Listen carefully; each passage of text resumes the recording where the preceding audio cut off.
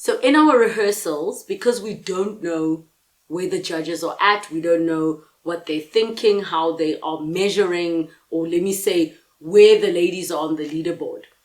And it is a very important separation for us as production, because we are neutral and not part of that process, is that when we rehearse, we have a fake top 5 and a fake top 3 and a fake top 2 and a fake winner.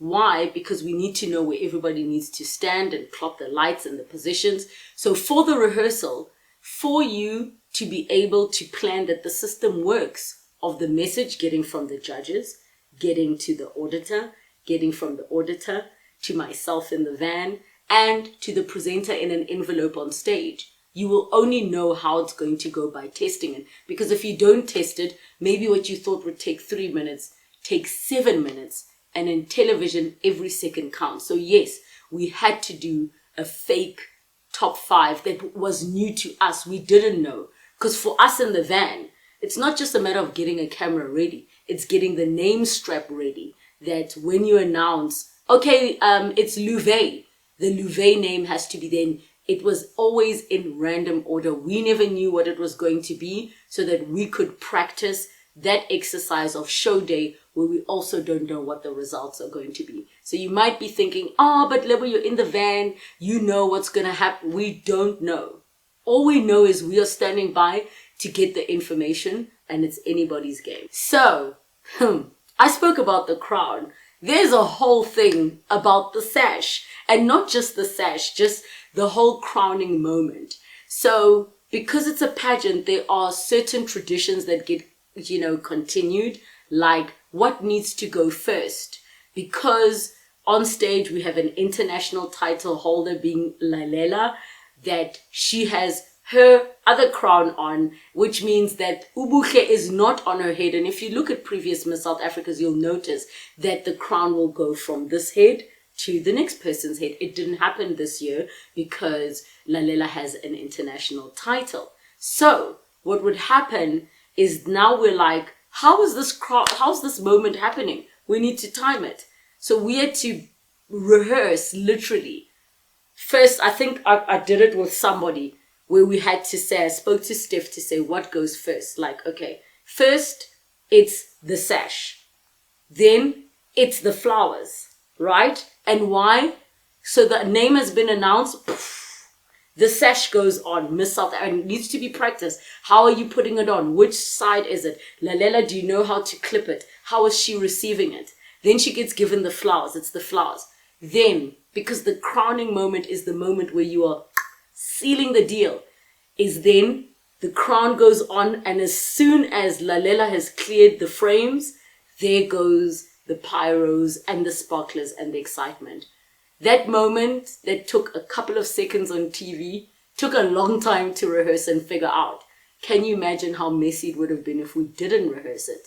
So everything we think about and we practice it until show day. When it comes to the judges being selected, that is actually a Miss South Africa organization thing that they do. We do get to give input on who we think would be great to be judges. So it technically doesn't fall under our jurisdiction as the production company, but we were working so closely together. It was such a collaborative effort that we were constantly in talks about the judges and what we think would work, not just from the part of delivering an amazing Miss South Africa that will represent the country, but also creating a great show. Because it's one thing to be this iconic figure, but maybe you don't know how to speak on television, or maybe you can't express yourself that well. There are a whole lot of factors that go into any kind of talents chosen for a show. And I think, obviously, we went with an all-female panel, and I think it was a great balance of previous pageant queens, previous Miss South Africas, but also relevant entertainment industry people and others that bring heavyweight credibility, like a Professor Tuli Madonsela. So this project is actually the first project that I worked with Anele Mdoda, and we have known each other in the industry for a while, but we also have radio shows in the same building. We're at sister stations 702 and 947, And I have to say that it was a dream to work with her. She is exceptionally professional, and I know there will always be conversations around open up the industry. Where's the fresh talent? We did not have the time. We did not have the capacity. Live broadcast is insane. There are so many things that happened, so many curveballs that were thrown on Anele, like something not happening on time on stage, and her being able to make it look like this was part of the plan. Her being able to take a script we've written and make it her own and add her own flavor, add her own jokes, do her own research. For her to have the auto cue, as in the screen with her script, just die down, and her being able to continue to do her thing. And that comes with years of live broadcast, which Anele is exceptional as. She is so professional, a dream to work with. And I think I just felt proud, like this like female heavy space and environment of celebrating other women, celebrating the judges, their achievements, celebrating the top 10. And if you pay attention, Anele has been a very big champion of Miss South Africa for years. She's been a judge. She's been a host before, being a host again.